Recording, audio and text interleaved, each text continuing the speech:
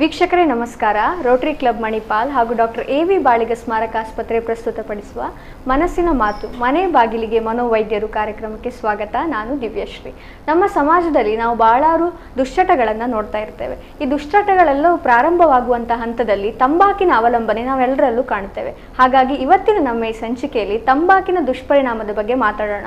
ನಮ್ಮ ಜೊತೆ doctor AV. Baliga ಸ್ಮಾರಕ ಆಸ್ಪತ್ರೆಯ ವೈದ್ಯರಾದ ಡಾಕ್ಟರ್ ಸುನೀಲ್ ಕುಮಾರ್ ಜಿ ಅವರಿದ್ದಾರೆ. ಸರ್, ನಿಮಗೆ ಕಾರ್ಯಕ್ರಮಕ್ಕೆ ಸ್ವಾಗತ. Thank you. ಸರ್, ಮೊದಲನೇದಾಗಿ ತಂಬಾಕು ಅಂದರೆ ಏನು, ಯಾಕೆ ಅದು ಅವಲಂಬನೆ ಆಗೋ ಹಾಗೆ ಮಾಡುತ್ತೆ? ಮೊದಲನೇದಾಗಿ ನಾವು ಈ ತಂಬಾಕು ಅಂತ ಒಂದು ತಲೆಗೆ ಬಂದಾಗ ನಮ್ಮಲ್ಲಿ ಕಾಣುವಂಥದ್ದು ನಮಗೆ ಮನಸ್ಸಿಗೆ ಬರೋದು ಪ್ರಾಡಕ್ಟ್ಸ್, ತಂಬಾಕಿನ ಪ್ರಾಡಕ್ಟ್ಸ್ಗಳು. ಅದು ಸಿಗರೇಟ್ ಇರ್ಬೋದು, ಬೀಡಿ ಇರ್ಬೋದು, ಗುಟ್ಕಾ ಇರ್ಬೋದು, ಬೇರೆ ಬೇರೆ ಫಾರ್ಮ್ಸ್ ಇರ್ಬೋದು. ಆದರೆ ಅದರೊಳಗೆ ಇರುವಂಥದ್ದು ಏನದು ಈ ತಂಬಾಕು ಅಂತ ಹೇಳೋದು? ಬೇಸಿಕ್ಲಿ ತಂಬಾಕು ಇಸ್ ಅ ಕ್ಯಾಶ್ ಕ್ರಾಪ್, ವಾಣಿಜ್ಯ ಬೆಳೆ. ಅದರಲ್ಲಿ ಯಾವುದೇ ಥರದಲ್ಲಿ ಆರೋಗ್ಯಕ್ಕೆ ಪೂರಕವಾದಂಥದ್ದು ಆರೋಗ್ಯಕರ ಒಂದು ಯಾವ ಪದಾರ್ಥನೂ ಇಲ್ಲ. ಇದು ಮೊದಲನೇದಾಗಿ ತಿಳ್ಕೊಳ್ಬೇಕು. ತುಂಬ ಹಾನಿಕಾರಕ ಕೂಡ. ಈ ತಂಬಾಕು ಅನ್ನೋದು ಇಟ್ಸ್ ಎ ನ್ಯಾಚುರಲ್ ಪ್ರಾಡಕ್ಟ್. ಇದೊಂದು ಸಣ್ಣ ಒಂದು ಗಿಡ. ಇದು ಒಂದು ನೆಲದಿಂದ ಒಂದು ಸಾಧಾರಣ ಒಂದು ಅರ್ಧ ಫೀಟ್ 1 ಫೀಟ್ ಅಷ್ಟು ಎತ್ತರ ಬೆಳೀತದೆ. ಅದರ ಮೇನ್ ಪ್ರಾಡಕ್ಟ್ ಈ ಪಾರ್ಟ್ ಏನು ಯೂಸ್ ಮಾಡೋದು ಎಲೆ. ಅದರ ಲೀಫ್ ಏನಿದೆ ಅದನ್ನ ಡ್ರೈ ಮಾಡಿ ಅದನ್ನ ಸ್ವಲ್ಪ ಸಂಸ್ಕರಣೆ ಮಾಡಿ ಅದನ್ನ ಯೂಸ್ ಮಾಡ್ತಾರೆ. ಸೊ ಇದು ಯಾವ ರೀತಿ ಯೂಸ್ ಮಾಡ್ತಾರೆ ಅದ್ರ ಮೇಲೆ ಬೇರೆ ಬೇರೆ ಪ್ರಾಡಕ್ಟ್ಸ್ಗಳು ಬರ್ತದೆ. ಹಾಗೆ ಇದರಲ್ಲಿ ಈಗ ನೀವು ಇನ್ನೊಂದು ಪ್ರಶ್ನೆ ಕೇಳಿದ್ರಿ, ಇದು ಯಾಕೆ ಅವಲಂಬನೆ ಆಗುತ್ತೆ ಅಂತ ಹೇಳಿ. ಸೊ ಈ ತಂಬಾಕಲ್ಲಿ ಇರುವಂತ ಮೋಸ್ಟ್ ಡೇಂಜರಸ್ ಏನು ಅಂಶ ಇದೆ ಅದು ನಿಕೋಟಿನ್. ಈ ನಿಕೋಟಿನ್ ಅದೊಂದು ಅಡಿಕ್ಟಿವ್ ಡ್ರಗ್. ಈ ನಿಕೋಟಿನ್ ಎಲ್ಲದಕ್ಕೆ ಈ ಅವಲಂಬನೆ ಅಂತ ಹೇಳ್ತಾರೆ, ಅದಕ್ಕೆ ಕಾರಣ ಇದು ನಿಕೋಟಿನ್. ಸೊ ಈ ಪದಾರ್ಥ ರಾಸಾಯನಿಕ ಪದಾರ್ಥ ಇರೋದ್ರಿಂದ ಒಬ್ಬ ವ್ಯಕ್ತಿ ಇದನ್ನ ಸ್ವಲ್ಪ ಟೈಮ್ ಬಳಕೆ ಮಾಡಿದಾಗ ಅವನಿಗೆ ಇದರ ಎಡಿಕ್ಷನ್ ಆಗುತ್ತೆ. Okay sir. ಸರ್, ಈಗ ನೀವು ಮಾತಾಡ್ತಾ ತಂಬಾಕಿನಲ್ಲಿರುವಂತಹ ರಾಸಾಯನಿಕ ಪದಾರ್ಥಗಳ ಬಗ್ಗೆ ಹೇಳಿದ್ರಿ. ಈ ರೀತಿಯ ಅವಲಂಬನೆ ಯಾಕೆ ಮತ್ತೆ ಹೇಗೆ ಸ್ಟಾರ್ಟ್ ಆಗುತ್ತೆ ಸರ್ ಒಬ್ಬ ವ್ಯಕ್ತಿಯಲ್ಲಿ? ಈಗ ತಂಬಾಕಿನ ಅವಲಂಬನೆ ಬೇರೆ ಬೇರೆ ಕಾರಣ ಶುರು ಆಗುತ್ತೆ. ಈಗ ಮೊದಲನೇದಾಗಿ ಈಗ ಶುರು ಮಾಡಿದವ್ರು ಎಲ್ಲರಿಗೂ ಅಡಿಕ್ಷನ್ ಆಗುತ್ತೆ ಅಂತಲ್ಲ, ಆದ್ರೆ ಈಗ ಬೇರೆ ಬೇರೆ ಕಾರಣಗಳ ಶುರು ಆಗುತ್ತೆ. ಫಾರ್ ಎಕ್ಸಾಂಪಲ್, ಈಗ ಒಬ್ಬ ವ್ಯಕ್ತಿ ಬೆಳಿಗ್ಗೆ ಬೇಗ ಅವನಿಗೆ ಕೆಲ್ಸಕ್ಕೆ ಹೋಗ್ಲಿಕ್ಕೆ ಇರುತ್ತೆ. ಬೆಳಿಗ್ಗೆ ಬೇಗ 4 ಗಂಟೆಗೆ 5 ಗಂಟೆಗೆ ಬೆಳಿಗ್ಗೆದ್ದು ಕೆಲ್ಸಕ್ಕೆ ಹೋಗ್ಲಿಕ್ಕೆ ಇರುತ್ತೆ. ಸೊ ಅವನಿಗೇನು ಇದಾಗತ್ತೆ, ನಾನು ಸ್ವಲ್ಪ ತಂಬಾಕನ್ನ ತಕೊಂಡ್ರೆ ಮನಸ್ಸು ಅಲರ್ಟ್ ಆಗುತ್ತೆ, ಸ್ವಲ್ಪ ಕೆಲಸ ಮಾಡ್ಲಿಕ್ಕೆ ಇದಾಗತ್ತೆ, ನಿದ್ರೆ ಬರೋದಿಲ್ಲ. ಈ ತರ ಎಲ್ಲಾ ಕಾರಣಗಳಿಂದ ಅವನು ಅದನ್ನ ಶುರು ಮಾಡ್ತಾನೆ ಮೊದಲನೇದಾಗಿ. ಆಮೇಲೆ ಏನ್ ಮಾಡ್ತಾನೆ, ನಾನು ಆಗ ಹೇಳಿದೆ ನಿಕೋಟಿನ್ ಈ ದ್ರವ್ಯ ಇದೆಯಲ್ವಾ, ಈ ರಾಸಾಯನಿಕ, ಇದು ಏನ್ ಮಾಡುತ್ತೆ, ಇದು ಒಂಥರ ಡಿಪೆಂಡೆನ್ಸ್ ಅಂದ್ರೆ ಅವಲಂಬನೆಯನ್ನ ಕ್ರಿಯೇಟ್ ಮಾಡುತ್ತೆ. ಇದು ಹೇಗೆ ನಾವು ಬೇಸಿಕ್ಲಿ ಈ ತರ ಯೋಚನೆ ಮಾಡಕ್ಕೆ, ಒಂದು ಈ ಬೀಗ ಮತ್ತು ಕೀ ಇದ್ದಾಗೆ, ಅರ್ಥ ಆಯ್ತಾ? ಸ್ವಲ್ಪ ಟೈಮ್ ಇನಿಷಿಯಲಿ ಒಂದು ಅಭ್ಯಾಸದಾಗಿ ಶುರು ಮಾಡ್ಕೊಂಡು ಅದು ಮೆಲ್ಲ ನಿಧಾನ ಒಂದು ಕಾಯಿಲೆಯಾಗಿ ತಿರುಗುತ್ತೆ. ಈ ನಿಕೋಟಿನ್ ಒಂಥರ ಕೀ ಇದ್ದಾಗೆ. ಸೊ ತಲೆಯಲ್ಲಿ ಬೀಗ ಇರುತ್ತೆ ಇದಕ್ಕೆ. ಸೊ ಇದು ಪುನಃ ನಿಕೋಟಿನ್ ಬೇಕು ಅನ್ಸ್ದಾಗ ಈ ಬೀಗ ಅದನ್ನ ಓಪನ್ ಮಾಡಿದಾಗ ಏನು ಒಂಥರ ಕಿಕ್ ಸಿಗ್ದಂಗ ಆಗತ್ತಲ್ವ. ಸೊ ಈ ಕಿಕ್ ನೆಕ್ಸ್ಟ್ ಡೆವಲಪ್ ಆಗುತ್ತೆ. ಸೊ ಇದೊಂದು ಶಾರ್ಟ್ ಡ್ಯೂರೇಷನ್ ತನಕ ಈ ಕಿಕ್ ಇರುತ್ತೆ. ಮತ್ತೆ ಅದು ಸ್ವಲ್ಪ ಕಿಕ್ ಕಮ್ಮಿ ಆಗ್ತಾ ಇದ್ದಂಗೆ ಇವನಿಗೆ ಉಪಯೋಗ ಮಾಡುವವರಿಗೆ ಪುನಃ ಈ ಕಿಕ್ ಬೇಕು ಅಂತ ಅನ್ಸುತ್ತೆ. ಸೊ ಇದರ ಉಪಯೋಗ ಜಾಸ್ತಿ ಆಗ್ತಾ ಹೋಗ್ತದೆ. ಸೊ ಇದು ಮೈನ್ ಕಾರಣ. ಇದು ಒಂದು. ಇನ್ನೊಂದು, ಈಗ ಬೇರೆ ಬೇರೆ ಈಗ ಕೆಲವರಿಗೆ ಏನು ಅಂತ ಹೇಳಿದ್ರೆ, ಈಗ ಒಂದು ಆಯ್ತು ನಿದ್ರೆ ಬರೋದಿಲ್ಲ ಅಂತ, ಕೆಲವರಿಗೆ ಅಂತ ಇಲ್ಲ ಮನಸ್ಸು ಚುರುಕಾಗ್ತದೆ ಅಂತ, ಅರ್ಥ ಆಯ್ತಾ? ಇನ್ನು ಕೆಲವರಿಗೆ ನನಗೆ ಟಾಯ್ಲೆಟ್ ಸರಿ ಹೋಗೋದು. ಹೈಯೆಸ್ಟ್ ನಮಗೆ OPD ನಲ್ಲಿ ಸಿಗುವಂತ ಕೇಸ್ ಅಂದ್ರೆ, ನನಗೆ ಸಿಗರೇಟು ಅಥವಾ ತಂಬಾಕಿಲ್ಲ, ನನಗೆ ಟಾಯ್ಲೆಟ್ ಸರಿ ಹೋಗೋದಿಲ್ಲ, ತುಂಬಾ ಸಮಸ್ಯೆ ಆಗತ್ತೆ, ಜೀರ್ಣ ಸರಿ ಆಗೋದಿಲ್ಲ ಅಂತ ಹೇಳಿ. ನಿಜ ಒಂದ್ ಮಾತು ಅರ್ಥ ಮಾಡ್ಕೋಬೇಕು ಎಲ್ಲರೂ, ಈ ಜೀರ್ಣಕ್ರಿಯೆಗಾಗ್ಲಿ ಅಥವಾ ಟಾಯ್ಲೆಟ್ನ ಇದಕ್ಕೆ ಸಮಸ್ಯೆಗಾಗ್ಲಿ ಇದಕ್ಕೂ ತಂಬಾಕಿಗೂ ಯಾವುದೇ ತರದ ಸಂಬಂಧ ಇಲ್ಲ. ಅರ್ಥ ಆಯ್ತಾ? ಇದಕ್ಕೆ ನಾವೇನು ಹೇಳ್ತೇವೆ, ಇದಕ್ಕೆ ಬಿಹೇವಿಯರಲ್ ಅಡಿಕ್ಷನ್ಸ್ ಅಂತ ಹೇಳ್ತೇವೆ. ಅಂದ್ರೆ ಅದನ್ನ ಪದೇ ಯೂಸ್ ಮಾಡೋದ್ರಿಂದ ಅದು ಅದೇ ಒಂದರ ಅವಲಂಬನೆ. ಯಾಕಂದ್ರೆ ಆ ವ್ಯಕ್ತಿ ಆ ಒಂದು ಸಮಯದಲ್ಲಿ ಯೂಸ್ ಮಾಡ್ತಿರ್ತಾನೆ. ಈಗ ಬೆಳಿಗ್ಗೆ ಎದ್ದ ತಕ್ಷಣ ಟಾಯ್ಲೆಟ್ಗೆ ಹೋಗುವಾಗ ತಂಬಾಕನ್ನ ಇಟ್ಕೊಳ್ಳೋದು ಅಥವಾ ಬೀಡಿ ಸೇವನೆ ಮಾಡೋದು, ಆತರ ಒಂದು ಆ ಟೈಮ್ ನಲ್ಲಿ ಇದ್ ಮಾಡ್ತಾನೆ. ಸೊ ಆ ಟೈಮ್ ನಲ್ಲಿ ಇದು ಬೀಡಿ ಸಿಗರೇಟ್ ತಂಬಾಕು ಸಿಗದೆ ಇದ್ದಾಗ ಅವನಿಗೆ ಇದು ಆಗೋದಿಲ್ಲ. ಹಾಗಾಗಿ ಅವನಿಗೆ ಏನ್ ಅನ್ಸುತ್ತೆ, ನಾನು ತಗೊಂಡ್ರೆ ಮಾತ್ರ ಇದು ಹೋಗೋದು ಅಂತ ಅನ್ಸುತ್ತೆ. ಒನ್ ಆಫ್ ದ ರೀಸನ್, ಇನ್ನೊಂದು ಕಾರಣ ಯಾವುದಕ್ಕೆ ಈ ಅಡಿಕ್ಷನ್ ಇನ್ನೊಂದು ಕಾರಣ. ಇದು ದೊಡ್ಡವರೆಲ್ಲ ಆಯ್ತು. ಇನ್ನು ಈಗ ಬೇರೆ ಇರಲಿ, ಈವನ್ ಈ ಅಡಾಲಸೆಂಟ್ಸ್ ಅಂತ ಹೇಳ್ತೇವೆ, ಹೆಚ್ಚಿನ ಅವರಲ್ಲಿ ನಾವೇನು ಕಂಡು ಬರ್ತೇವೆ ಅಂತ ಹೇಳಿದ್ರೆ ಈ ದೊಡ್ಡ ಬೇರೆಯವ್ರನ್ನ ನೋಡಿ ಕಲಿತಾರೆ, ಅಂದ್ರೆ ಪ್ರಯೋಗ ಮಾಡೋದು, ಕ್ಯೂರಿಯಾಸಿಟಿ ಇರುತ್ತೆ ಅವರಿಗೆ. ಈಗ ಯಾರೋ ಟಿವಿನಲ್ಲಿ ಆಕ್ಟರ್ಸ್ ಎಲ್ಲ ಸ್ಮೋಕ್ ಮಾಡ್ತಾರೆ, ಸ್ಟೈಲ್ ಆಗಿ ಹೊಗೆ ಬಿಡ್ತಾರೆ, ಓ ಇಲ್ಲ ತುಂಬಾ ಕೂಲ್ ಇರ್ಬೇಕಿದು, ಹೀಗ್ ಮಾಡಿದ್ರೆ ತುಂಬಾ ಚೆನ್ನಾಗಿರುತ್ತೇನೋ ಅಂತ ಹೇಳಿ ಅದನ್ನ ಟ್ರೈ ಮಾಡ್ಲಿಕ್ಕೆ ಹೋಗ್ತಾರೆ. ಹಾಗೂ ಮನೆಯಲ್ಲಿ ಕೂಡ ತಂದೆ ಸ್ಮೋಕ್ ಮಾಡೋದು ನೋಡ್ಬೋದು, ಅಥವಾ ಹಿರಿಯರು ಯಾರೋ ಮನೇಲಿ ಸ್ಮೋಕ್ ಮಾಡ್ತಾರೆ, ಅಜ್ಜ ಯಾರೋ ಸ್ಮೋಕ್ ಮಾಡ್ತಾರೆ. ಸೊ ಅದನ್ನ ನೋಡ್ಬಿಟ್ಟು ಇವ್ರಿಗಿಲ್ಲ ನಾನು ಕೂಡ ಒಮ್ಮೆ ಟ್ರೈ ಮಾಡಿದ್ರೆ ಹೇಗಿರುತ್ತೆ ಅಂತ ಇನಿಷಿಯಲಿ ಹಾಗೆ ಸ್ಟಾರ್ಟ್ ಮಾಡ್ತಾರೆ. ಸೊ ಆವಾಗ ಏನಂತ ಇನಿಷಿಯಲ್ ಸ್ಟಾರ್ಟ್ ಮಾಡಿದಾಗ ಅದೊಂದು ಅಂತ ತೀವ್ರ ರೂಪದಲ್ಲಿ ಇರೋದಿಲ್ಲ, ಅಂದ್ರೆ ಅಡಿಕ್ಷನ್ ಅಷ್ಟು ಮಟ್ಟಕ್ಕೆ ಹೋಗೋದಿಲ್ಲ. ಬಟ್ ನೆಕ್ಸ್ಟ್ ಅವರಿಗೆ ಚಾನ್ಸ್ ಸಿಕ್ದಾಗಲ್ಲ ಇದನ್ನ ಮಾಡ್ತಾ ಮಾಡ್ತಾ ಮಾಡ್ತಾ ಈ ನಿಕೋಟಿನ್ ಏನಿದೆ ಅದು ಬ್ರೈನ್ ಮೇಲೆ ಇದನ್ನ ಕೆಲಸವನ್ನ ಮಾಡಿ ಸೊ ಇಲ್ಲಿ ಅಡಿಕ್ಷನ್ ಅನ್ನ ಕಾಸ್ ಮಾಡುತ್ತೆ. ಸೊ ಇದು ಇಂಥದೆಲ್ಲ ಬೇರೆ ಬೇರೆ ಕಾರಣಗಳು. ಇನ್ನು ಕೆಲವು ಕಾರಣ ಅಂದ್ರೆ ಈ ಕೆಲವೊಂದು ಈ ಹಲ್ಲಿನ ಸಮಸ್ಯೆ. ಈಗ ನಾನು ಗುಟ್ಕಾ ಬಗ್ಗೆ ಹೇಳ್ಬೇಕು, ಕೆಲವರು ಹೇಳ್ತಾರೆ ಈಗ ತಂಬಾಕಿನ ರಸ ಬಿಟ್ರೆ ಹಲ್ಲು ನೋವು ಕಡಿಮೆ ಆಗುತ್ತೆ ಅಂತ. ಅರ್ಥ ಆಯ್ತು? ಈಗ ಇದಕ್ಕೆ ಯಾವುದೇ ತರದ ಇಲ್ಲ, ಆದ್ರೂ ಒಂಥರ ನಂಬಿಕೆ. ಅದು ಏನ್ ಮಾಡ್ತಾನೆ, ಹಲ್ಲು ನೋವಿದೆ, ಹಲ್ಲಲ್ಲಿ ತೂತಿದೆ, ಅಲ್ಲಿ ತಂಬಾಕು ಇಡೋದು, ಅದು ಇಟ್ಟು ಆಮೇಲೆ ಅದೇ ಒಂಥರ ಅಭ್ಯಾಸ ಆಗ್ಬಿಡುತ್ತೆ, ಆಮೇಲೆ ತಂಬಾಕು ಇಲ್ಲದೆ ಆಗೋದಿಲ್ಲ ಆತರ. ಸೊ ಈ ಎಲ್ಲ ಕಾರಣ ಬೇರೆ ಬೇರೆ ಕಾರಣಗಳಿರುತ್ತೆ. ಸೊ ಒನ್ಸ್ ಈ ತಂಬಾಕುನ ಯೂಸ್ ಮಾಡ್ತಾ ಮಾಡ್ತಾ ಅದು ಒಂದು ಚಟವಾಗಿ ಆಗಿ ಆಮೇಲೆ ಲಾಸ್ಟಿಗೆ ಕಾಯಿಲೆ ಆಗಿ ತಿರುಗುತ್ತೆ. ಸರ್, ಈಗ ನೀವೇ ಹೇಳಿದಾಗೆ ದೈನಂದಿನ ಜೀವನದಲ್ಲಿ ದಿನದ ಒಂದು ಸಮಯದಲ್ಲಿ ನಿಗದಿ ಮಾಡಿಕೊಂಡು ಅದನ್ನು ಅವಲಂಬನೆ ಮಾಡ್ಕೊಳ್ತಾ ಹೋಗುವಂಥದ್ದನ್ನು ನಾವು ಇದರಲ್ಲಿ ಕಾಣ್ತೇವೆ. ಅಂದರೆ ಟಾಯ್ಲೆಟ್ ನನಗೆ ಸರಿಯಾಗಿ ಹೋಗದೆ ಇದ್ದರೆ ತಂಬಾಕನ್ನು ಸೇವಿಸಿದ್ರೆ ನನಗೆ ಕರೆಕ್ಟ್ ಆಗ್ತದೆ ಅಂತ ಹೇಳಿ, ಅಥವಾ ಕೆಲಸ ಮಾಡಲಿಕ್ಕೆ ಒಂದು ರೀತಿ ಉಲ್ಲಾಸ ಬರ್ತದೆ ಅಂತ ಹೇಳಿ ಅದಕ್ಕೆ ಎಡಿಕ್ಟ್ ಆಗ್ತಾ ಹೋಗುವಂಥದ್ದು. ಯಾವುದೆಲ್ಲ ರೀತಿಯಲ್ಲಿ ಇದನ್ನು ಬಳಕೆ ಮಾಡ್ತಾರೆ ಸರ್? ತಂಬಾಕು ಹೇಳಿದ್ನಲ್ಲ, ಅದು ಬೇರೆ ಬೇರೆ ಫಾರ್ಮ್ಸ್ ಮಾಡ್ತಾರೆ. ಈಗ ಅದು ಒಂದು ಎಲೆ ಆಗುವಂಥದ್ದು, ಅದನ್ನ ಈಗ ಸಣ್ಣ ಪೌಡರ್ ಮಾಡಿಬಿಟ್ಟು ಎಲ್ಲದರಲ್ಲೂ ಯೂಸ್ ಮಾಡ್ತಾರೆ. ಮುಂಚೆ ನಾವು ಹಿಸ್ಟ್ರಿಯಲ್ಲಿ ಮಾಡಿ ಮುಂಚೆ ಈ ಬೀಡಿ ಎಲೆಯಲ್ಲಿ ರೋಲ್ಸ್ ಮಾಡಿ ಅದರೊಳಗೆ ತಂಬಾಕು ಸ್ಟಫ್ ಮಾಡಿ ಅದನ್ನ ಎಳಿತಾ ಇದ್ರು. ನೆಕ್ಸ್ಟ್ ಏನಂದ್ರೆ ಈಗ ಪೇಪರ್ ಸಿಗರೇಟ್ಸ್ ಏನ್ ಬರುತ್ತೆ, ಮೋಸ್ಟ್ ಕಾಮನ್ಲಿ ಯೂಸ್ ಮಾಡುವಂಥದ್ದು ಅಂದ್ರೆ ಸಿಗರೇಟ್ಸ್. ಸೊ ಅದು ಸ್ಮೋಕಿಂಗ್ ಟೊಬ್ಯಾಕೋ ಆಯ್ತು, ಅಂದ್ರೆ ಧೂಮಪಾನ ಮಾಡುವಂತ ಬೀಡಿ ಇರ್ಬೋದು, ಸಿಗರೇಟ್. ಇನ್ನೊಂದು ಅಂದ್ರೆ ಧೂಮರಹಿತ, ಯಾವುದು ಅಗಿಯುವಂತ ತಂಬಾಕು, ಅಥವಾ ರೆಸ್ಟಿಂಗ್ ಟೊಬ್ಯಾಕೋ ಅಂತ ಅಂದ್ರೆ ಇಡುವಂತ ಟೊಬ್ಯಾಕೋ. ಈ ಮಧು ಅಂತ ಯೂಸ್ ಮಾಡ್ತಾರೆ ಕಾಮನ್ ಇದರಲ್ಲಿ ತಂಬಾಕು ಪ್ರಾಡಕ್ಟ್ಸ್ ಬ್ರ್ಯಾಂಡ್ಸ್ ಬರ್ತದೆ. ಸೊ ಈ ಗುಟ್ಕಾ, ಚೈನಿಕೈನಿ, ಮಾವ, ಮಿಶ್ರಿ, ಸೊ ಇದೆಲ್ಲ ಒಂಥರ ಅಗಿಯುವಂತ ಇದ್ರಲ್ಲೆಲ್ಲ ಇರೋದು ಟೊಬ್ಯಾಕೋನ. ಇದರಲ್ಲಿ ಕಮ್ಮಿ ಟೊಬ್ಯಾಕೋ ಇರೋದ, ಸೇಫ್ ಟೊಬ್ಯಾಕೋ, ಅನ್ಸೇಫ್ ಟೊಬ್ಯಾಕೋ ಅಂತ ಇಲ್ಲ. ಇದು ಎಲ್ಲಾನು ತಂಬಾಕೆ. ಇದೆಲ್ಲ ತಂಬಾಕಿದು ಡಿಫ್ರೆಂಟ್ ಫಾರ್ಮ್ಸ್. ಸೊ ಇನ್ನೊಂದು ಅಂತಂದ್ರೆ ಈಗ ತುಂಬಾ ಸಾಮಾನ್ಯವಾಗಿ ನಾವು ಈ ಒಂಥರ ಬೆಲ್ಟ್ ನಲ್ಲಿ ನೋಡುವಂತ ನಶ್ಯ ಹಾಕೋದು, ಅದು ತುಂಬಾ ಕಾಮನ್ ಆಗಿರ್ತದೆ.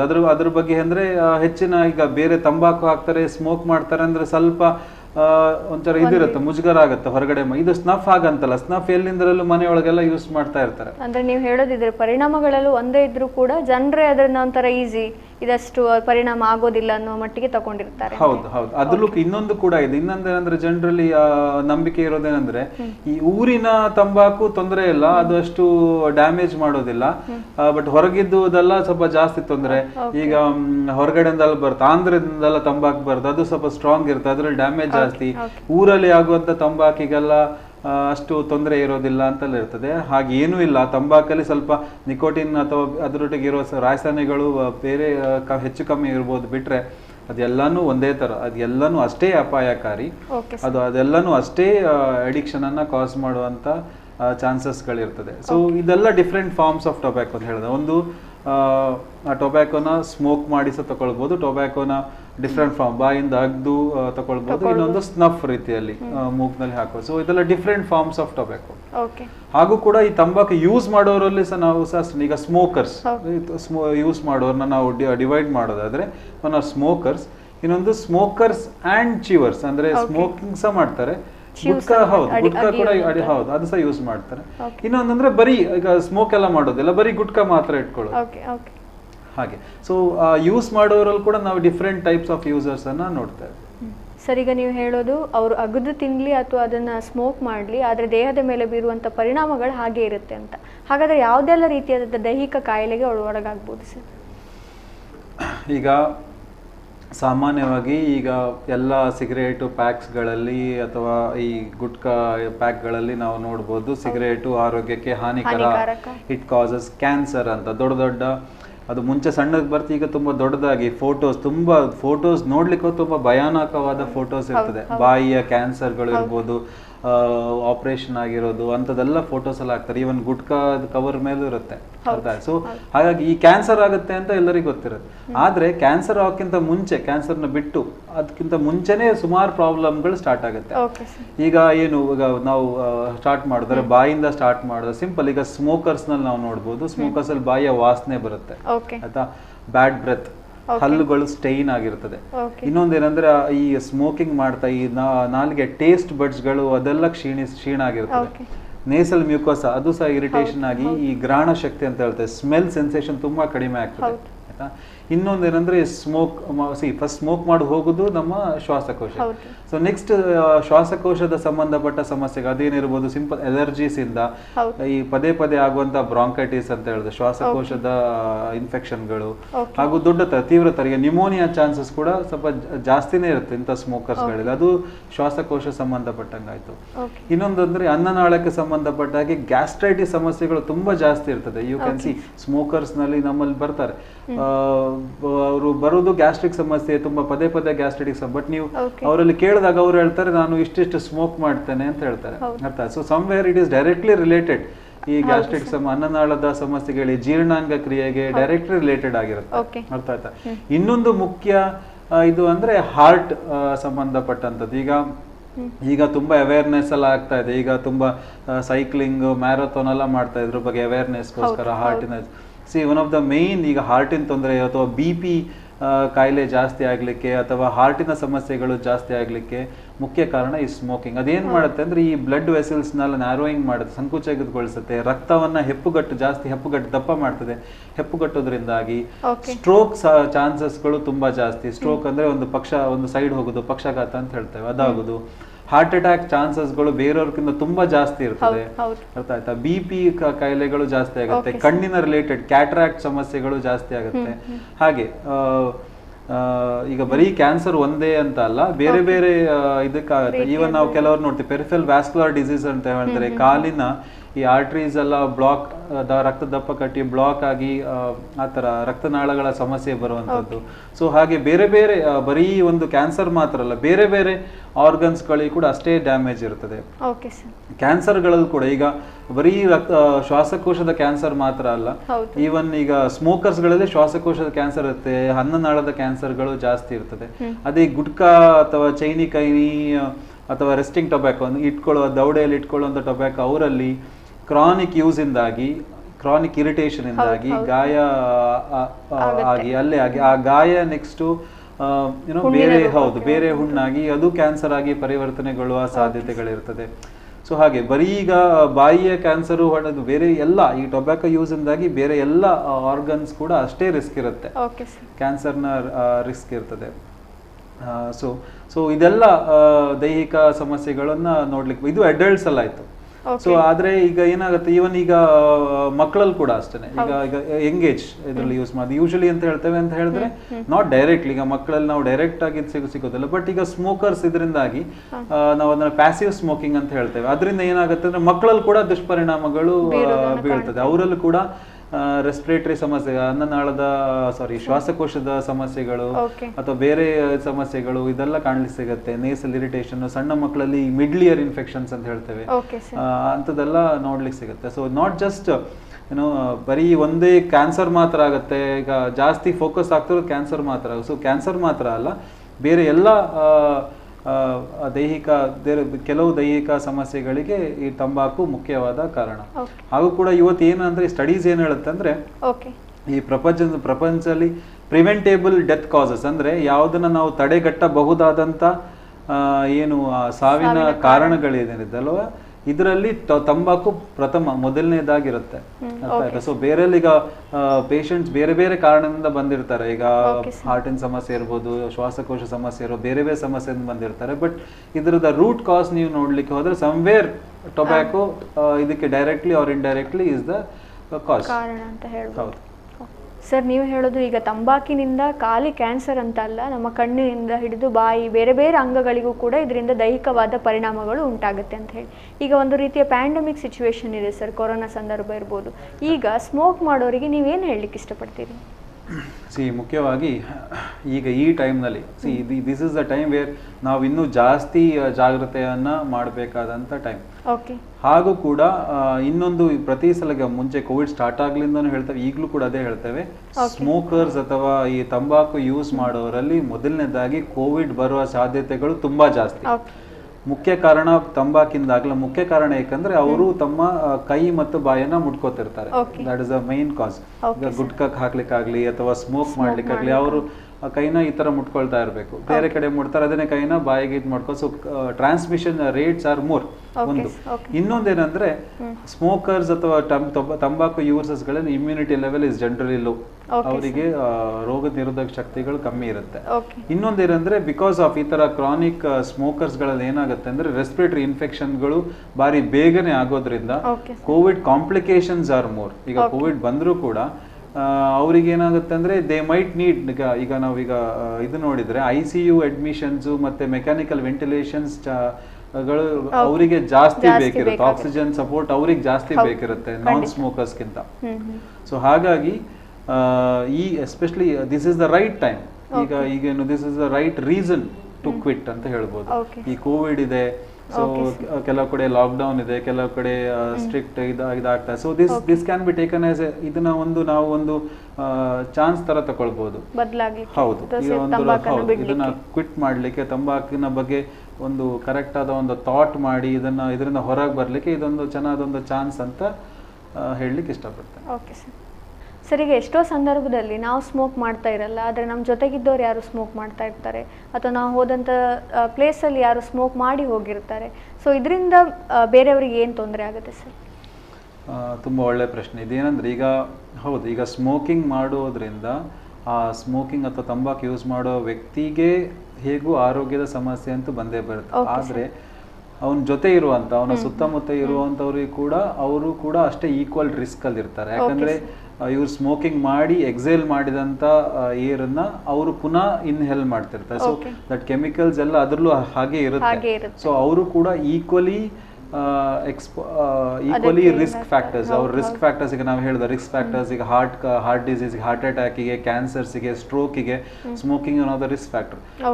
ಈಗ ಈವನ್ ಪ್ಯಾಸಿವ್ ಸ್ಮೋಕರ್ಸ್ ಕೂಡ ಅವ್ರಿಗೆ ಕೂಡ ಇದೊಂದು ರಿಸ್ಕ್ ಫ್ಯಾಕ್ಟರ್ ಇರುತ್ತೆ, ಅಷ್ಟೇ ರಿಸ್ಕ್ ಇರುತ್ತೆ. ಹಾಗಾಗಿ ಈಗ ನಾನು ಆಗ ಹೇಳಿದೆ, ಮಕ್ಕಳಿಗೆ ಈಗ ಒಬ್ಬರ ಮನೆಯಲ್ಲಿ ಹಿರಿಯ ಯಾರಾದ್ರು ಅಜ್ಜನೋ ಅಥವಾ ಫಾದರ್ ಯಾರೋ ಸ್ಮೋಕ್ ಮಾಡ್ತಾ ಇದ್ರೆ, ಅವ್ರ ಮನೆಯಲ್ಲಿ ಯಾರು ವೈಫ್ ಅಥವಾ ಮಕ್ಕಳು ಯಾರು ಇರ್ತಾರೆ, ಅವರಿಗೂ ಕೂಡ ಸ್ಮೋಕಿಂಗ್ ಇಂದ ಏನೇನು ಕಾಂಪ್ಲಿಕೇಶನ್ಸ್ ಬರುತ್ತೆ ಅವರಿಗೂ ಕೂಡ ಅದು ಆಗುವ ಸಾಧ್ಯತೆ ಇರುತ್ತೆ. ಸೊ ದಿಸ್ ಇಸ್ ನಾವೀಗ ಸೆಕೆಂಡ್ ಹ್ಯಾಂಡ್ ಸ್ಮೋಕ್ ಮತ್ತು ಥರ್ಡ್ ಹ್ಯಾಂಡ್ ಸ್ಮೋಕರ್ಸ್ ಅಂತ ಯೂಸ್ ಮಾಡ್ತೇವೆ. ಸೆಕೆಂಡ್ ಹ್ಯಾಂಡ್ ಸ್ಮೋಕರ್ಸ್ ಅಂದ್ರೆ ಇವರು ಅಂದ್ರೆ ಜೊತೆಗಿರುವವರು, ಈಗ ಮಕ್ಕಳು ಇರ್ಬೋದು ಅಥವಾ ಡಿಪೆಂಡೆಂಟ್ಸ್ ಇರ್ಬೋದು ಮನೆಯಲ್ಲಿ, ಅಥವಾ ಹೊರಗಡೆ ಸ್ಮೋಕ್ ಮಾಡೋರು ಇರ್ಬೋದು, ಸುತ್ತಮುತ್ತಲು ಮಾಡೋರು ಇರ್ಬೋದು. ಸೊ ಅವರಿಗೆ ರಿಸ್ಕ್ ಇರುತ್ತೆ. ನಾವು ಯೂಶಲಿ ಆಲ್ಮೋಸ್ಟ್ ಅಂತ ಹೇಳಿದ್ರೆ 30% ಅಂತ ಹೇಳ್ತೇವೆ. ಈಗ ನಾನ್ ಸ್ಮೋಕರ್ಸ್ಗಿಂತ passive smoker 30% chances are more getting cancers ಅಥವಾ ಸ್ಟ್ರೋಕ್ ಅಥವಾ ಹಾರ್ಟ್ ಡಿಸೀಸ್ ಸಾಧ್ಯತೆಗಳು ಜಾಸ್ತಿ ಇರ್ತದೆ ಅವರಿಗೆ. ಇನ್ನೊಂದೇನಂದ್ರೆ ನೆಕ್ಸ್ಟ್ ಟಾಪಿಕ್ ಮತ್ತು ಈಗ ರೀಸೆಂಟ್ಲಿ ಜಾಸ್ತಿ ಚರ್ಚೆಗೆ ಇರುವಂತದಂದ್ರೆ ಥರ್ಡ್ ಹ್ಯಾಂಡ್ ಸ್ಮೋಕಿಂಗ್ ಅಂತ.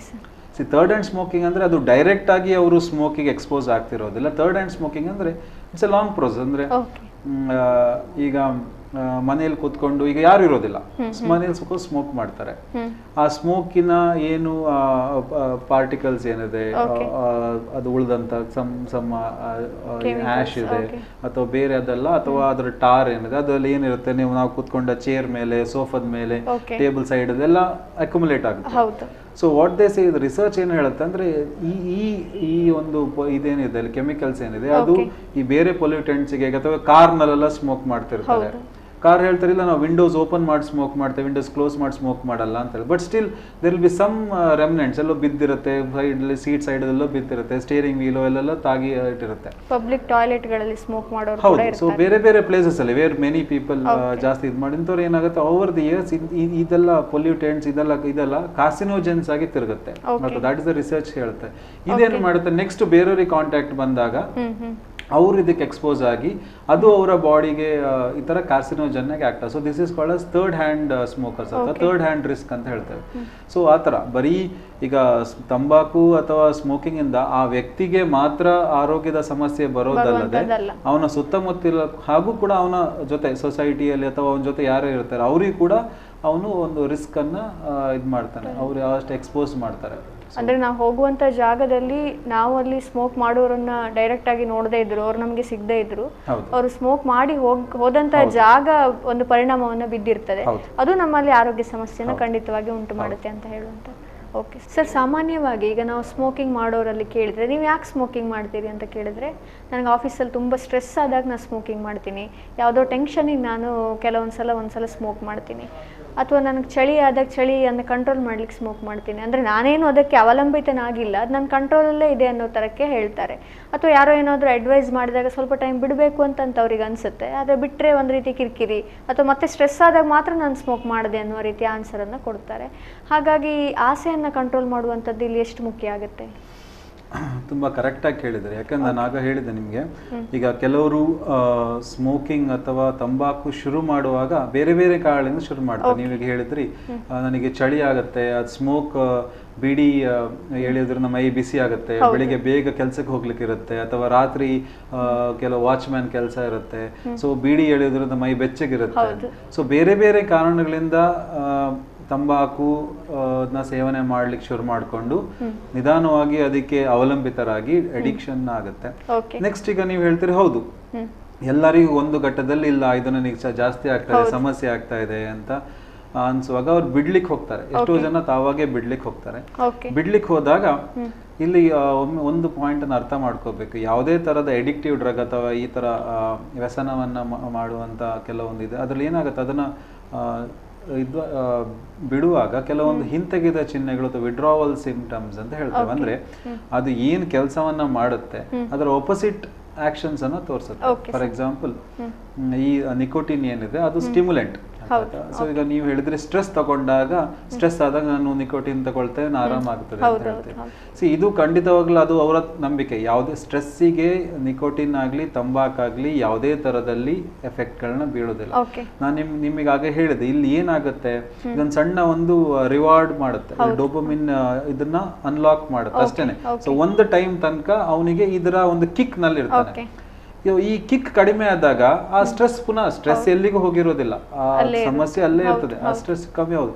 ಸೊ ಇವನಿಗೆ ಏನನ್ಸುತ್ತೆ, ಈ ಯೂಸ್ ಮಾಡೋದು ಏನನ್ಸುತ್ತೆ, ಓ ನನಗೆ ಸ್ಟ್ರೆಸ್ ಸ್ವಲ್ಪ ಕಡಿಮೆ ಆಯ್ತು ಅಂತ ಅನ್ಸುತ್ತೆ. ಈಗ ಪುನಃ ಇದು ಕಮ್ಮಿ ಇದ್ರ ಎಫೆಕ್ಟ್ ಕಮ್ಮಿ ಆದಾಗ ಅವನಿಗೆ ಅನ್ಸುತ್ತೆ, ಓ ಇಲ್ಲ ನನ್ನ ಸ್ಟ್ರೆಸ್ ವಾಪಸ್ ಬಂತು, ಇದನ್ನ ವಾಪಸ್ ತಗೊಂಡ್ರೆ ಪುನಃ ಸರಿ ಆಗತ್ತೆ ಅಂತ. ಖಂಡಿತವಾಗ್ಲೂ ಇಲ್ಲ. ಇದು ಅದು ಹೇಳ್ದಲ್ಲ, ಇದಕ್ಕೆ ನಾವು ಹೇಳಿದ ಬಿಹೇವಿಯರಲ್ ಕೌನ್ಸಿಲಿಂಗ್ಸ್ ಎಲ್ಲ ತುಂಬಾ ಅಗತ್ಯ ಇರುತ್ತೆ.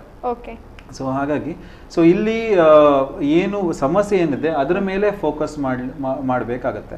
ಸೊ ಇಲ್ಲಿ ಏನು ಈಗ ವಿಡ್ರಾವಲ್ ಸೈನ್ಸ್ ಅಂತ ನೀವು ಒಂದು ಹೇಳಿದಾಗ ಇದ್ರ ಬಗ್ಗೆ ಸ್ವಲ್ಪ ಹೇಳ್ತೇನೆ. ಇದು ಮುಖ್ಯವಾಗಿ ಇಲ್ಲಿ ಹಿಂತೆಗೆದ ಚಿಹ್ನೆಗಳು ಏನು ಬರುತ್ತೆ.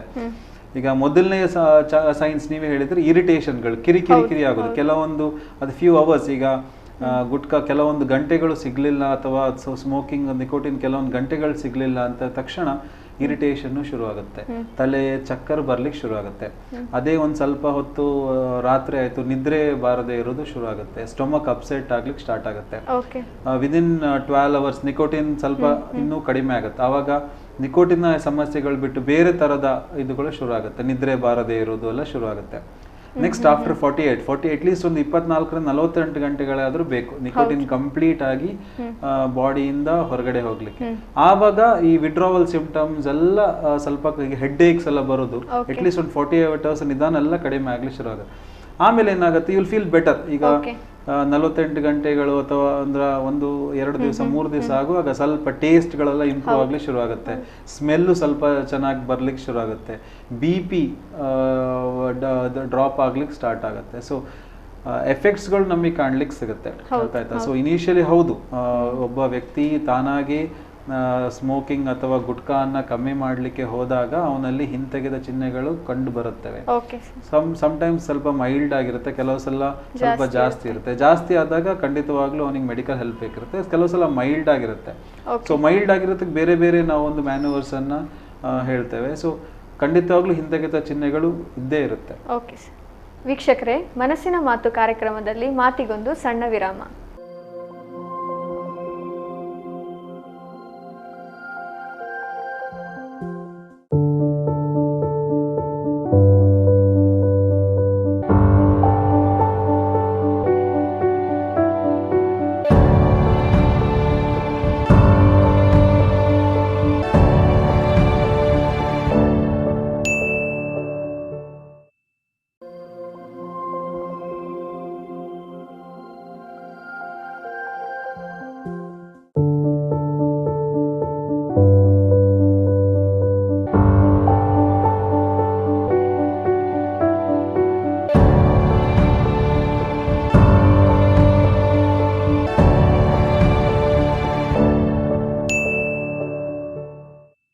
ವೀಕ್ಷಕರೇ, ವಿರಾಮದ ನಂತರ ಮತ್ತೊಮ್ಮೆ ಕಾರ್ಯಕ್ರಮಕ್ಕೆ ಸ್ವಾಗತ. ಇವತ್ತು ನಮ್ಮ ಜೊತೆ ಡಾಕ್ಟರ್ ಎ.ವಿ. ಬಾಳಿಗ ಸ್ಮಾರಕ ಆಸ್ಪತ್ರೆಯ ವೈದ್ಯರಾದ ಡಾಕ್ಟರ್ ಸುನಿಲ್ ಕುಮಾರ್ ಜಿ ಅವರಿದ್ದಾರೆ. ಇವರ ಜೊತೆ ನಾವಿವತ್ತು ತಂಬಾಕಿನ ದುಷ್ಪರಿಣಾಮಗಳ ಬಗ್ಗೆ ಮಾತಾಡ್ತಾ ಇದ್ದೇವೆ. ಸರ್, ಈಗ ತಂಬಾಕನ್ನು ಉಪಯೋಗಿಸ್ತಾ ಇರುವವರಲ್ಲಿ ಆಗುವಂಥ ಹಿಂತೆಗೆದ ಚಿಹ್ನೆಗಳ ಬಗ್ಗೆ ನೀವು ಹೇಳಿದ್ರಿ. ಸೊ ಈ ರೀತಿಯಾಗಿ ನನಗೆ ಉಪಯೋಗಿಸಬೇಕು ಅಂತ ಆಸೆ ಆಗ್ತಾ ಇರುವಾಗ ಆಸೆಯನ್ನು ಅವ್ರು ಕಂಟ್ರೋಲ್ ಮಾಡ್ಲಿಕ್ಕೆ ಆಗುತ್ತೆ ಸರ್, ಆದರೆ ಹೇಗೆ ಅದು? ತುಂಬ ಒಳ್ಳೆ ಪ್ರಶ್ನೆ. ಯಾಕಂದರೆ ಈಗ ಕೆಲವು ವರ್ಷಗಳಿಂದ ಯೂಸ್ ಮಾಡ್ತಾ ಇರ್ತಾರೆ ತಂಬಾಕು ಅಥವಾ ಸಿಗರೇಟ್ಸ್, ಸ್ಮೋಕಿಂಗ್ ಯೂಸ್ ಮಾಡ್ತಾ ಇರ್ತಾರೆ. ಅವ್ರಿಗೀಗ ಬಿಡ್ಲಿಕ್ಕೆ ಮನಸ್ಸಾಗಿದೆ, ಅವರು ಬಿಡ್ಲಿಕ್ಕೆ ಟ್ರೈ ಮಾಡ್ತಾರೆ. ಸೊ ಆವಾಗ ಈ ಕ್ರೇವಿಂಗ್ ಅಥವಾ ಆಸೆ ಆಗೋದು ತುಂಬ ಸಾಮಾನ್ಯ. ಕೆಲವೊಂದು ಹೇಳಿದ್ನಲ್ಲ, ಕೆಲವೊಂದು ಗಂಟೆಯ ಸ್ವಲ್ಪ ಹೊತ್ತು ಇಲ್ಲ ಅಂದ ತಕ್ಷಣ ಒಂಥರ ಚಡುಪಡಿಕೆ ಶುರು ಆಗುತ್ತೆ, ಬೇಕು ಅನ್ಸಕ್ಕೆ ಶುರು ಆಗುತ್ತೆ, ಯಾವುದಕ್ಕೂ ಮನ್ಸು ಬರೋದಿಲ್ಲ, ಕಾನ್ಸಂಟ್ರೇಷನ್ ಕಮ್ಮಿ ಅಂತ ಅನ್ಸುತ್ತೆ. ಸೊ ಈ ಕ್ರೇವಿಂಗ್ ಇರುವಾಗ ಹೋಗಿ ಸ್ಮೋಕ್ ಮಾಡೋಣ, ಹೋಗಿ ಗುಟ್ಕಾ ಏನಾದ್ರು ತಂಬಾಕು ಸೇವನೆ ಮಾಡೋಣ ಅನ್ಸುತ್ತೆ. ಸೊ ಇಲ್ಲಿ ಏನು ಕೆಲವೊಂದು ಪಾಯಿಂಟ್ಸ್ಗಳನ್ನ ನೆನಪಿಡ್ಬೇಕು. ಮೊದಲನೇದಾಗಿ ಅಂದರೆ ಇಂಥ ಕ್ಯೂಸ್ ಅಂತೇಳಿ, ಸ್ಮೋಕಿಂಗ್ ಕ್ಯೂಸ್ ಅಂದರೆ ಈಗ ಫಾರ್ ಎಕ್ಸಾಂಪಲ್ ಕೆಲವೊಂದು ಜಾಗಕ್ಕೆ ಹೋದರೆ, ಈಗ ನಾವು ಒಂಟಿಯಾಗಿರ್ತೀವಿ, ಕೆಲವೊಂದು ಜಾಗಕ್ಕೆ ಹೋಗ್ತೀವಿ, ಅಲ್ಲಿ ಹೋದರೆ ನಮಗೆ ಸ್ಮೋಕ್ ಮಾಡೋಣ. ಈಗ ಯೂಶಲಿ ಕಾಮನ್ಲಿ ಸ್ಮೋಕಿಂಗ್ ಪ್ಲೇಸ್ಗೆ ಯಾವ್ದಾದ್ರು ಒಂದು ಸಣ್ಣ ಒಂದು ಶಾಪ್ ಇರುತ್ತೆ, ಟೀ ಸ್ಟಾಲ್ಸ್ ಎಲ್ಲ ಇರುತ್ತೆ.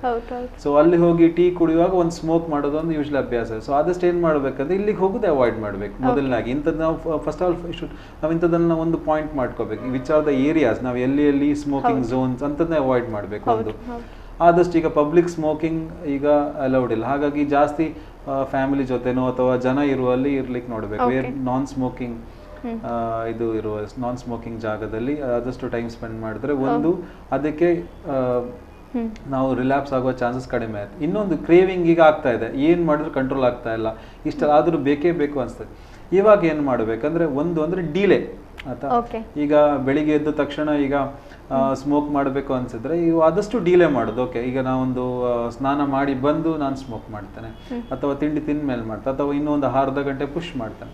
ಸೊ ಏನಾಗುತ್ತೆ ಅಂತ ಹೇಳಿದ್ರೆ ಅಟ್ಲೀಸ್ಟ್ ಈಗ ದಿನದಲ್ಲಿ 10 ಸಿಗರೇಟ್ ಯೂಸ್ ಮಾಡೋ ಅಥವಾ 10 ಅಥವಾ 20 ಸಿಗರೇಟ್ ಯೂಸ್ ಮಾಡುವವರು ಈ ಥರ ನಿಧಾನ ಸ್ವಲ್ಪ ಡಿಲೇ ಮಾಡಿದಾಗ, ಸೊ ನಿಧಾನ ಇನ್ ಎ ವೀಕ್ ಅಥವಾ ಒಂದು ವಾರದಲ್ಲಿ 2 ಇಲ್ಲ 3 ಸಿಗರೇಟನ್ನು ಕಮ್ಮಿ ಮಾಡ್ತಾ ಬರ್ಬೋದು. ಇದು ಒನ್ ಆಫ್ ದ ಇದು ಅರ್ಥ. ಸೊ ದಟ್ ವಿ ಕ್ಯಾನ್ ಅವಾಗ ಏನು ಮಾಡೋ ಒಂದು ಕ್ವಿಟ್ ಡೇಟ್ ಒಂದು ಮಾಡಿಬಿಟ್ಟು ಒಂದು ಓಕೆ, ನಾನು ಈಗ ಇವತ್ತು ತಾರೀಕು 8ನೇ ತಾರೀಕು ಈಗ ಟಾಕನ್ನು ಕೇಳಿ ಓಕೆ ನಾನು ಇವತ್ತಿಂದ 1 ತಿಂಗಳು ಅಥವಾ 2 ತಿಂಗಳ ನಂತರ ನಾನು ಸ್ಟಾಪ್ ಮಾಡಿ. So you do a quit date, ಇವತ್ತಿಂದ 2 ತಿಂಗಳ ನಂತರ ಸ್ಟಾಪ್ ಮಾಡಿ. ಸೊ ಇವತ್ತಿಂದನೇ ಅದನ್ನು ಪ್ರಾಕ್ಟೀಸ್ ಮಾಡ್ಬೋದು. ಸೊ ಇವತ್ತಿಂದ ಏನು ಮಾಡಬೇಕು ಅಂತ ಹೇಳಿದ್ರೆ, ಇವಾಗ ಒಂದು 15 ಸಿಗರೇಟ್ ಸೇದೋರು ಇರ್ತಾರೆ, ಅಂದ್ರೆ ಒಂದು ಪ್ಯಾಕ್ 10 ಸಿಗರೇಟ್ ಇರುತ್ತೆ, 10ರಿಂದ ಒಂದು ದಿನಕ್ಕೆ 1.5 ಪ್ಯಾಕ್ ಸಿಗರೇಟ್ ಸೇರುತ್ತೆ. ಸೊ ಏನು ಮಾಡಬೇಕು, ಯು ಶುಡ್ ಹ್ಯಾವ್ ಒಂದು ಲೆಕ್ಕ ಇರಬೇಕು. ಸೊ ಇನ್ನೊಂದೇನಂದ್ರೆ ಈ ಫುಲ್ ಪ್ಯಾಕೆಟ್ ಅಥವಾ ಜಾಸ್ತಿಯಾಗಿ ತಗೊಳ್ಳೋದನ್ನ ಕಮ್ಮಿ ಮಾಡಬೇಕು. ಸೊ ಒಂದ್ಸಲಕ್ಕೆ ಎಷ್ಟು ತಗೊಳ್ತೀರಾ, ಈಗ ಗುಟ್ಕಾ ಆಗ್ಲಿ ಅಥವಾ ಒಂದ್ಸಲಕ್ಕೆ ಒಂದೇ ಪ್ಯಾಕೆಟ್, ಕೆಲವರು ಇರ್ತಾರೆ 10 ಶೀಟ್ ಒಟ್ಟಿಗೆ ತಗೊಂಡು ಇರ್ತಾರೆ, ಆಮೇಲೆ ಬೇಕಾಗತ್ತೆ ಅಂತ. ಸೊ ಇದನ್ನ ಅವಾಯ್ಡ್ ಮಾಡಬೇಕು. ಒಂದ್ಸಲಕ್ಕೆ ಒಂದೇ ಪ್ಯಾಕೆಟ್ ತಗೊಂಡು ಯೂಸ್ ಮಾಡ್ಲಿಕ್ಕೆ ನೋಡಿ. ಆಗೇನಾಗುತ್ತೆ, ಪದೇ ಅಂಗಡಿಗೆ ಹೋಗ್ಲಿಕ್ಕೆ ಮುಜುಗರ ಆಗುತ್ತೆ, ಅಥವಾ ಪದೇ ಹೋಗ್ಲಿಕ್ಕೆ ಆಗೋದಿಲ್ಲ, ಏನೋ ಬೇರೆ ಕೆಲಸ. ಹಾಗಾಗಿ ಈ ಟೈಮ್ ಡಿಲೇ ಆಗುತ್ತೆ. ಸೊ 1 ಇಲ್ಲ 2 ಸಿಗರೇಟೇ ಇಟ್ಕೋಬೇಕು, ಅದಕ್ಕೆ ಜಾಸ್ತಿ ಇಟ್ಕೊಳ್ಲಿಕ್ಕೆ. ಸೊ ಹಾಗಾಗಿ ಡೀಲರ್. ಸೊ ಹಾಗಾಗಿ ದಿನದಲ್ಲಿ ಸಿಗರೇಟ್ ಅಥವಾ ಗುಟ್ಕದ ಯೂಸ್ಗಳು ಕಮ್ಮಿ ಆಗ್ತಾ ಬರುತ್ತೆ. ಸೊ ಇನ್ನೊಂದು ತುಂಬಾ ಕ್ರೇವಿಂಗ್ ಆಯ್ತು ಅಂತ ಆಯ್ತು, ಆವಾಗ ಅಂದ್ರೆ ಕೆಲವರಿಗೆ ಟೀ ಕುಡಿಯೋದು ಅಥವಾ ಕಾಫಿ ಕುಡಿಯೋದು ಆದಷ್ಟು ಇದನ್ನ ಅವಾಯ್ಡ್ ಮಾಡಿ. ಯಾಕಂದ್ರೆ ಅಗೇನ್ ಟೀ ಕೂಡ ಸ್ವಲ್ಪ ಇದ್ರ ತರಾನೇ, ಅದು ಸ್ಟಿಮ್ಯುಲೆಂಟ್. ಟೀ ಮತ್ತು ಕಾಫಿ ಕೂಡ ಅದು ಇನ್ನೂ ಕ್ರೇವ್, ಯಾಕಂದ್ರೆ ಮುಂಚೆ ಅವರು ಟೀ ಮತ್ತೆ ಕಾಫಿ ಜೊತೆ ಸಿಗರೇಟ್ ಎಳಿತಾ ಇದ್ರು, ಹಾಗಾಗಿ ಟೀ ಮತ್ತೆ ಇದ್ದಾಗ ಇನ್ನೂ ಆಸೆ ಜಾಸ್ತಿ ಆಗುತ್ತೆ. ಆದಷ್ಟು ಡ್ರಿಂಕ್ ನೀರು ಕುಡೀರಿ, ಬಿಸಿ ನೀರು ಕುಡಿಬಹುದು ಅಥವಾ ಬೇರೆ ಏನಾದ್ರು ಹಾಲು ಕುಡಿಬಹುದು. ಸೊ ಆ ತರ ಡ್ರಿಂಕ್ ವಾಟರ್. ಅದನ್ನು ಹೇಳ್ತೇವೆ. ಇನ್ನೊಂದು ಡೀಪ್ ಬ್ರೀತಿಂಗ್ ಅಂತ ಹೇಳ್ತೇವೆ. ಕೆಲವರಿಗೆ ಸಾಧ್ಯ ಆಗುತ್ತೆ, ಕೆಲವರಿಗೆ ಸಾಧ್ಯ ಆಗೋದು. ಕೆಲವರು ಹೇಳೋದು ಈಗ ಎನಿಥಿಂಗ್ ಯು ಕ್ಯಾನ್ ಡು ಪ್ರಾಣಾಯಾಮ ಅಥವಾ ಏನಾದರೂ ಮಾಡು. ಡೀಪ್ ಬ್ರೀತಿಂಗ್ ಸಿಂಪಲ್ ಒಂದು 5 ಡೀಪ್ ಬ್ರೀತಿಂಗ್ ತಗೊಳ್ಬೋದು. ಬೇರೆ ಏನು ಮಾಡಬೇಕಲ್ಲ, ಕೂತಲ್ಲೇ ಸ್ವಲ್ಪ just to calm down.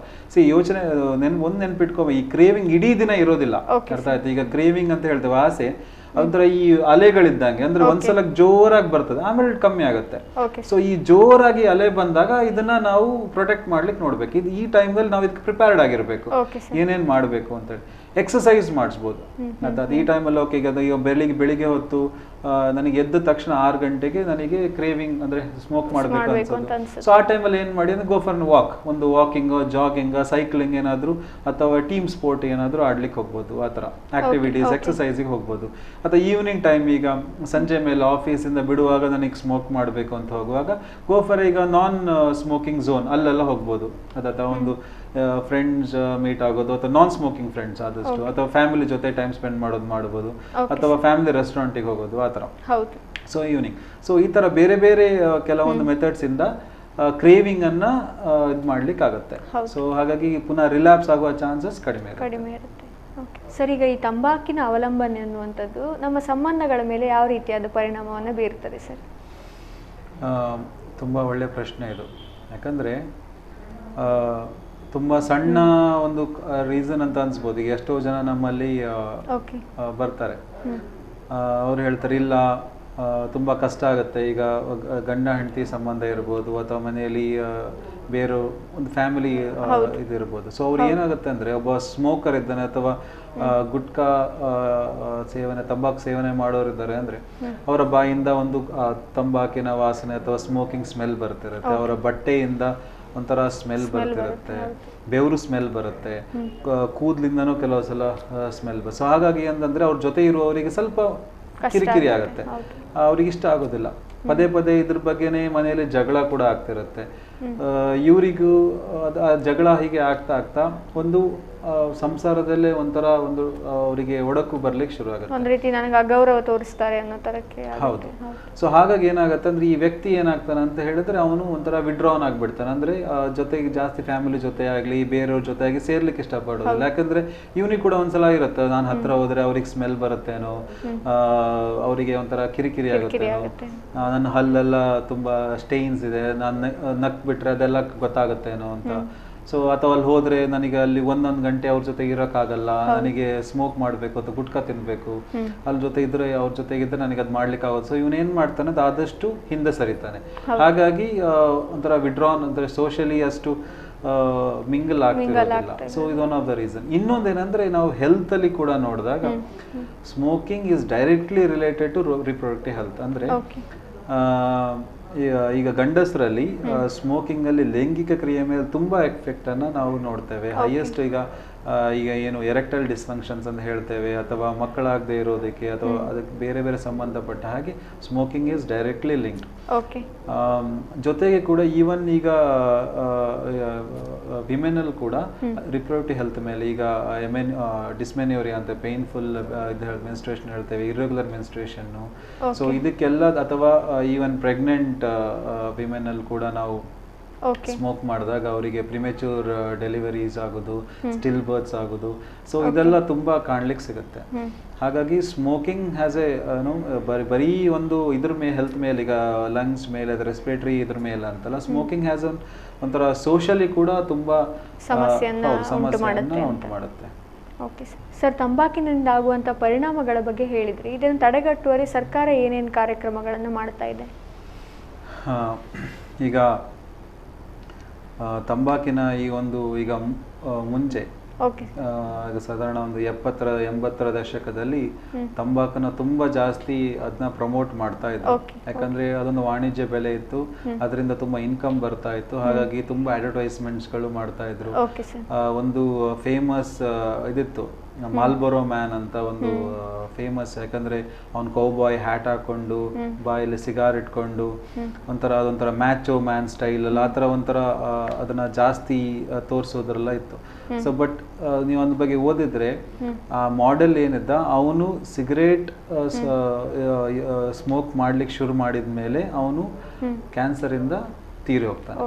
So ಇದನ್ನ ಒಂದು ನಾವು ಮನಸ್ಸಿನಲ್ಲಿ ಯಾವಾಗಲೂ ಇಟ್ಕೋಬೇಕು. ಹಾಗೂ ಕೂಡ ಇದನ್ನ ಬೇರೆ ಬೇರೆ ಗವರ್ಮೆಂಟ್ಸ್ ಕೂಡ ಅದನ್ನ ಆಮೇಲೆ ಅವರಿಗೆ ಮನದಟ್ಟಾಗಿ ಭಾರತದಲ್ಲಿ 2003ನೇ ಇಸ್ವಿನಲ್ಲಿ ಕೋಟ್ಪಾ ಕಾಯ್ದೆ ಅಂತ ಒಂದು ಬರುತ್ತೆ, ಅಂದ್ರೆ cigarettes and other tobacco products act ಅಂತ. ಅಂದ್ರೆ ಇದರಲ್ಲಿ ಇದು ಬೇಸಿಕ್ಲಿ ಏನು ಮಾಡ್ತಂದ್ರೆ ಬೇಸಿಕ್ಲಿ ಯಾವುದೇ ಥರದ ಅಡ್ವರ್ಟೈಸ್ಮೆಂಟ್ಸ್ಗಳು 2003 ನಂತರ ಯಾವುದೇ ಥರದ ತಂಬಾಕು ಅಥವಾ ಸ್ಮೋಕಿಂಗಿಗೆ ರಿಲೇಟೆಡ್ ಆದಂಥ ಅಡ್ವರ್ಟೈಸ್ಮೆಂಟ್ಗಳಿರ್ಬೋದು, ಅದನ್ನು ಮಾರಾಟ ಮಾಡೋದ್ರ ಬಗ್ಗೆ ನಿರ್ಬಂಧನೆ ಇರ್ಬೋದು, ಅದನ್ನು ಡಿಸ್ಟ್ರಿಬ್ಯೂಷನ್ ಆಗಲಿ, ಸೊ ಅಥವಾ ಈವನ್ ಕಲ್ಟಿವೇಶನ್ ಕೂಡ, ಇದರೆಲ್ಲದರ ಬಗ್ಗೆ ಒಂದು ನಿರ್ಬಂಧನೆಯನ್ನು ತರ್ತಾರೆ.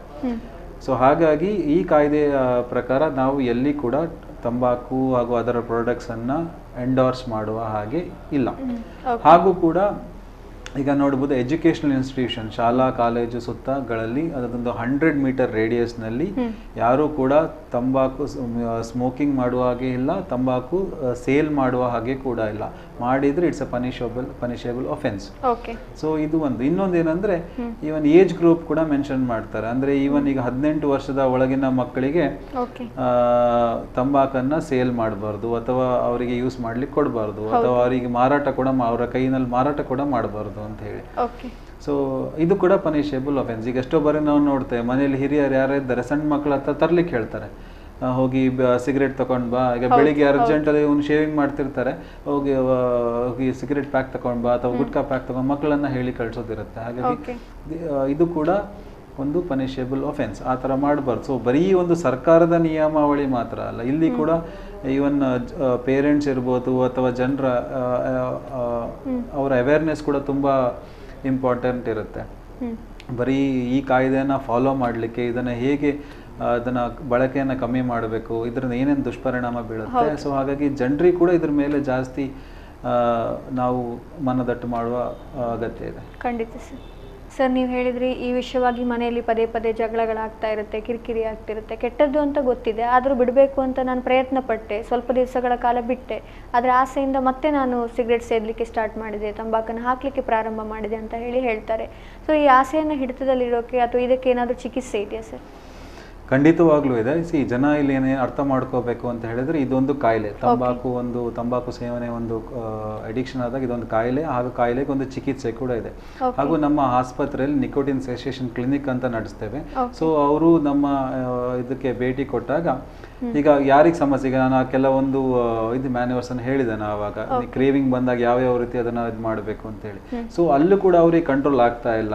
ದಿನದಲ್ಲಿ 15-20 ಸಿಗರೇಟ್ಸ್ಗಿಂತ ಜಾಸ್ತಿ ಸೇವನೆ ಆಗ್ತಾ ಇದೆ, ದಿನಕ್ಕೆ 10 ಪ್ಯಾಕೆಟ್ಗಿಂತ ಜಾಸ್ತಿ ಮದ್ದು ಗುಟ್ಕಾ ಯೂಸ್ ಆಗ್ತಾ ಇದೆ ಅಂತ ಹೇಳಿದಾಗ ಅವ್ರಿಗೆ ಖಂಡಿತವಾಗ್ಲೂ ಅವರಿಗೆ ಚಿಕಿತ್ಸೆ ಅಗತ್ಯ ಇರುತ್ತೆ. ವೈದ್ಯರು ಅಥವಾ ಕೌನ್ಸಿಲರ್ಸ್, ಬಿಹೇವಿಯರಲ್ ಕೌನ್ಸಿಲಿಂಗ್ ಅಂತ ಆ್ಯಂಡ್ ಫಾರ್ಮಕೋಥೆರಪಿ ಎರಡೂ ಅಗತ್ಯ ಇರುತ್ತೆ. ಅಂದರೆ ಅವ್ರಿಗೆ ಕೆಲವು ಸಲ ಮೆಡಿಸಿನ್ಸ್ ಕೂಡ ಕೆಲವೊಂದು ಮಾತ್ರೆಗಳು ಅಗತ್ಯ ಇರುತ್ತೆ. ಅದಕ್ಕೆ ನಾವು ನಿಕೋಟಿನ್ ರೀಪ್ಲೇಸ್ಮೆಂಟ್ ಥೆರಪಿ ಅಂತ ಹೇಳ್ತೇವೆ. ಅಂದರೆ ನಿಕೋಟಿನ್ ಅನ್ನ ರಿಪ್ಲೇಸ್ ಮಾಡೋದು, ಆದರೆ ಬೇರೆ ರೀತಿಯಲ್ಲಿ.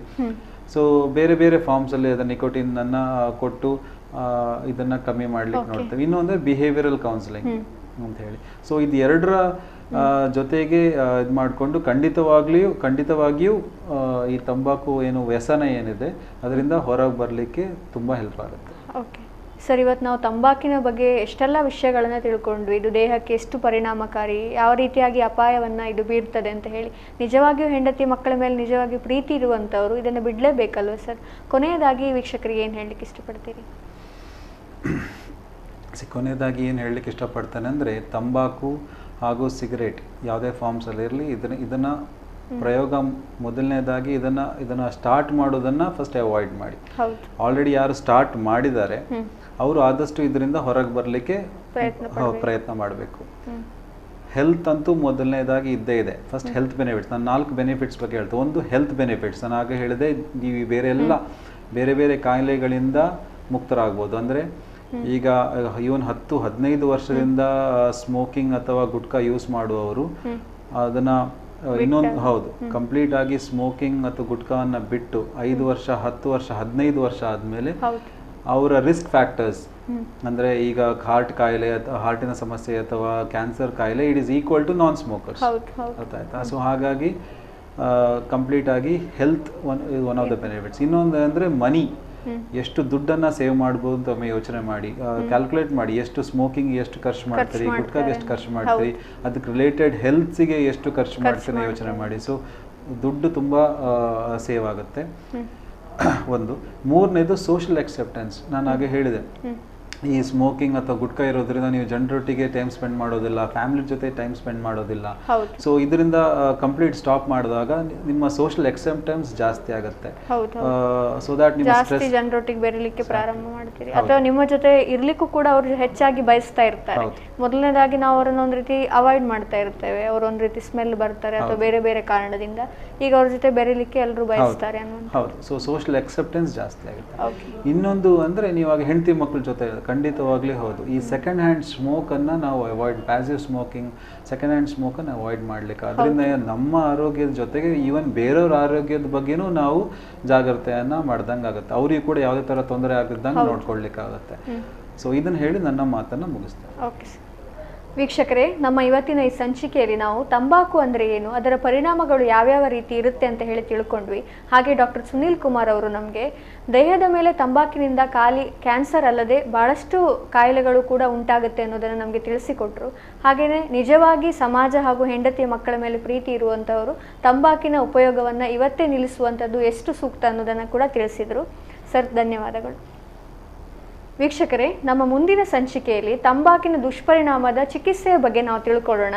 ಅಲ್ಲಿವರೆಗೂ ನೋಡ್ತಾ ಇರಿ ಯು ಚಾನೆಲ್.